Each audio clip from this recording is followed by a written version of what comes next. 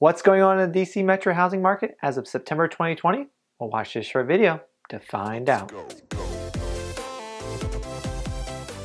Hi, I'm Blake Davenport with the Davenport Group. I'm a local realtor here in the DC metro area, here to share with you short and simple real estate tips. Today we're going to be talking about the status of the market and where we project it to go as of September 2020. So I work for Long & Foster. Long & Foster produces market minute reports every single month that compares the previous month of sales data in comparison to what it was a year ago. So today we're going to be talking about September 2020 versus September 2019. If you click the link below, we'll have a link down there to all the market minute reports for all the different zip codes across the DMV area. So I would highly recommend checking that out, and we're going to be talking about that today. All right, so let's dive in. Let's talk about the status of the market. So, for instance, when we're looking at Arlington County, when we're comparing September 2020 in comparison to September 2019, the number of units sold was 273. That's up 7.2% from last year. Makes sense. The spring market, that's normally most of your activity, has gotten pushed to the summer months because of COVID-19. The active inventory is 501. That's up 64%. Again, kind of on trend with the last statistic. The spring market has kind of been pushed to the summer, so that's why we've been seeing an increase in comparison to what it was last year, as we have been seeing for the last couple of months. The median sales price is $710,000. This is up 21%. Again, with low inventory, low interest rates, the prices have been just going up and up and up, which makes sense. The average days on market is 22 days. That's down 15%. Again, low interest rates, low inventory. Things have been selling at record prices very quickly. So again, makes sense and staying on trend with what it has been in the past. The sold versus list price is sitting currently at 100.7%. That's up 1.3% from last year. So everything's selling, at or above list price.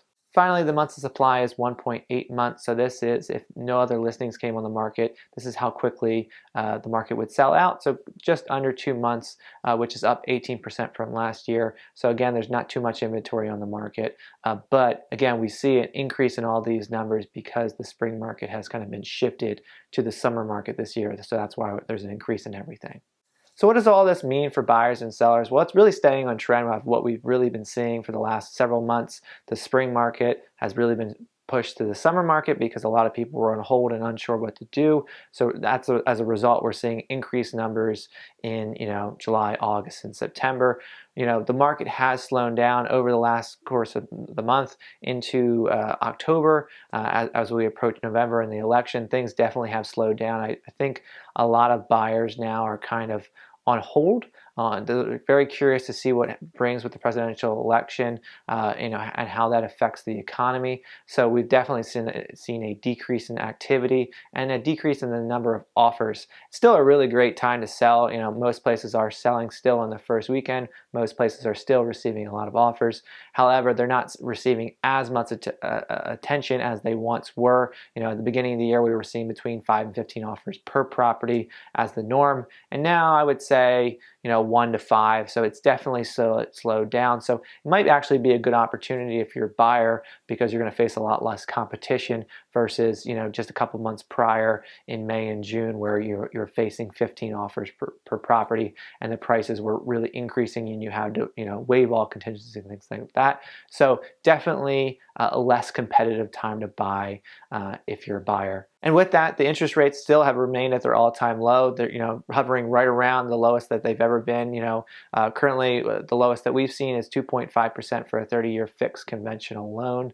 At 5% down. So great time to buy because of the low interest rates. So there you have it. That's this month's market update when looking at September 2020 versus September 19. It's pretty much staying on trend of what it has been the last couple of months. It'll be very interesting to see what happens with the presidential elections. The market definitely has slowed down because of it. I think a lot of people are on hold just waiting to see what happens with the election. Interest rates still remain extremely low.